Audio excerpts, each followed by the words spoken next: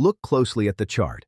Not just the daily moves, not the noise, not the headlines, but the structure itself. Look at what is unfolding right now in the electronic trading markets of Asia, where price discovery begins before most of the world is even awake. What we are witnessing is not randomness, and it is not speculation. It is the completion of a pattern that has been forming quietly, methodically, and relentlessly for more than 5 years. On the monthly chart, silver has just confirmed a textbook cup and handle formation, the most bullish continuation pattern in all of technical analysis. This is not a short-term signal. This is a structural signal.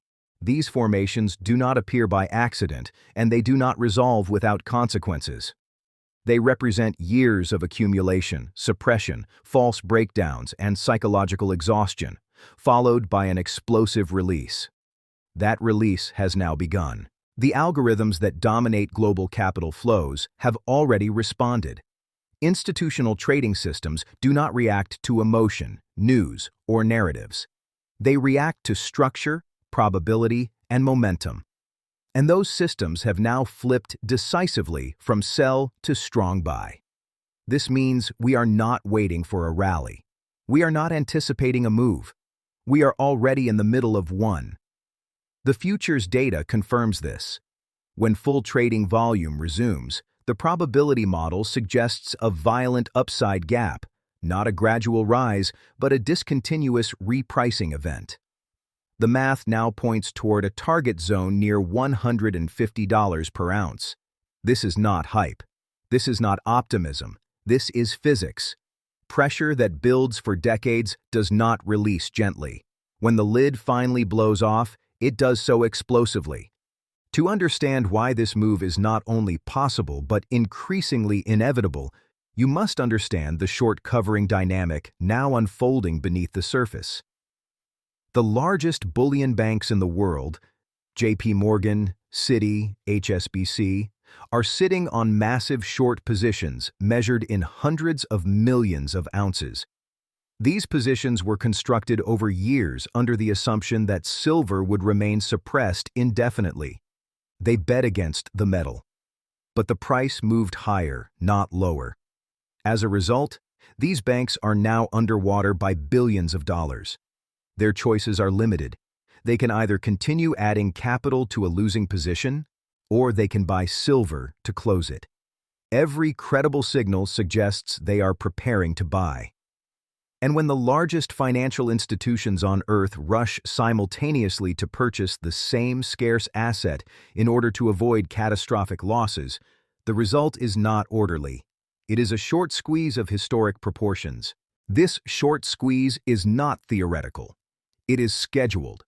It begins when liquidity returns and margin pressure intensifies. The moment these institutions begin covering, the buying becomes reflexive. Rising prices force more buying, which forces higher prices, which forces more buying still. This is how markets break. And the catalyst for this break is not speculation. It is a physical shortage. Reports from refiners in Switzerland and recyclers across the United States confirm that the flow of scrap silver has effectively stopped. People are not selling their old jewelry. They are not selling their silverware. They are hoarding. At the same time, industrial demand is accelerating. Solar panel manufacturers, electric vehicle producers, and advanced electronics firms are bidding directly for silver at the mine level. Tesla and Samsung are bypassing traditional exchanges entirely, competing for raw metal before it ever reaches the open market. This is critical. It means the supply that historically kept prices suppressed has vanished.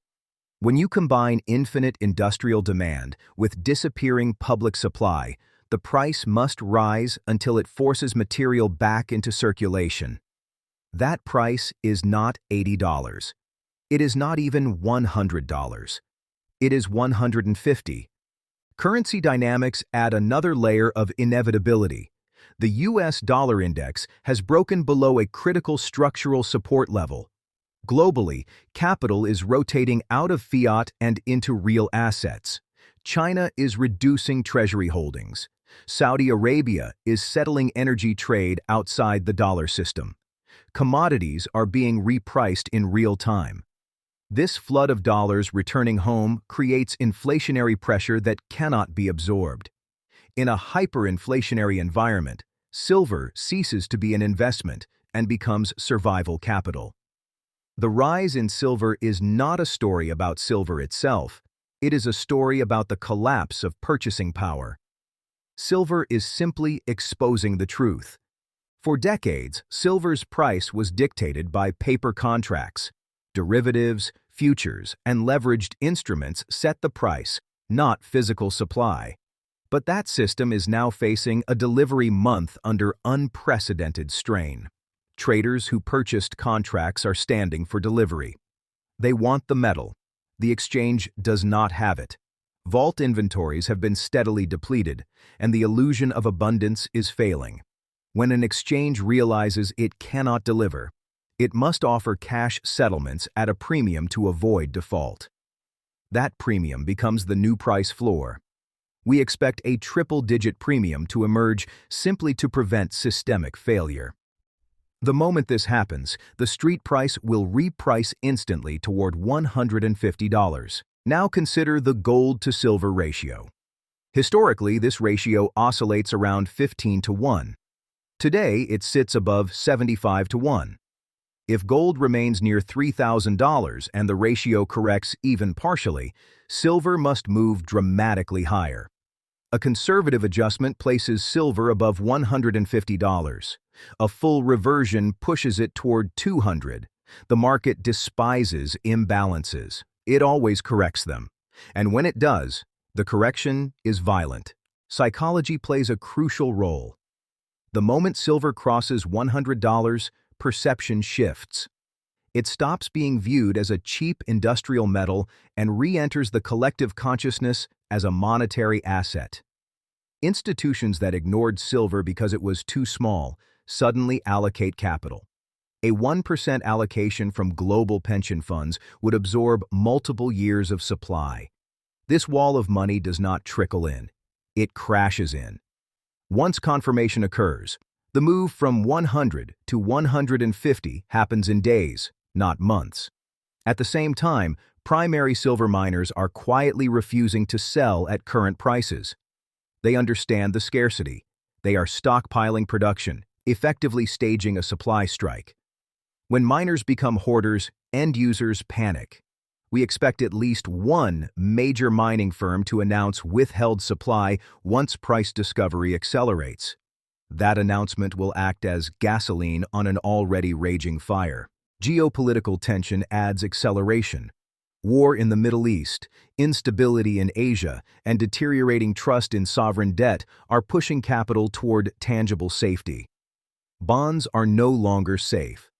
Stocks are priced for perfection. Real estate lacks liquidity. Silver stands alone as an undervalued, liquid, portable store of value. Historically, silver purchasing power increases during war. The war premium has not yet been priced in. When it is, prices will adjust violently. There may be attempts at suppression. Expect sudden price drops designed to trigger stop losses and induce fear. These moves are not strength, they are desperation. The fundamentals overwhelm manipulation. Any dip is likely brief and engineered. This is not the time to panic. It is the final shakeout before the vertical move. Public interest is rising rapidly. Search trends confirm a surge in silver-related queries. Retail always arrives late. By the time the masses reach the coin shops, the price will already be well above $100, and physical inventory will be scarce or unavailable. Those watching now have the advantage of time. Silver also benefits from unit bias. People perceive it as cheap relative to Bitcoin or gold, even when its fundamentals are stronger. This drives capital rotation. As crypto profits flow into tangible assets, silver becomes the primary beneficiary. This is the wealth transfer we have been warning about, from paper holders to metal holders. This move will not be smooth. Volatility will be extreme. Large intraday swings are designed to destroy leverage. Margin traders will be wiped out. Physical holders will prevail. This is the cleansing phase of a broken market. Ultimately, this is not just about price. It is about sound money reasserting itself after decades of distortion. Silver is acting as the immune response of the free market, correcting 50 years of monetary mismanagement. Those who hold it are not speculators. They are early adopters of reality. As prices rise, counterfeits will appear. Only buy from reputable dealers. Verify your metal. Protect your holdings. Privacy will matter. As governments react, expect policy shifts, windfall tax proposals, and increased pressure toward digital currencies. Physical silver exists outside that system. The belief that central banks can always save the market is about to be tested and broken. They cannot defend both the bond market and the currency simultaneously. Silver's rise forces the choice. The era of cheap silver is ending. Once triple digits are confirmed, the price will never return to the levels people took for granted. The ultimate goal is sovereignty, to hold your own wealth, to be your own central bank. Silver enables that. It is freedom in tangible form. This is not financial advice. It is an observation of converging forces. The charts align. The fundamentals scream. The banks are trapped. $150 is not fantasy. It is a waypoint. We are witnessing the greatest wealth transfer in modern history. Be on the right side of it.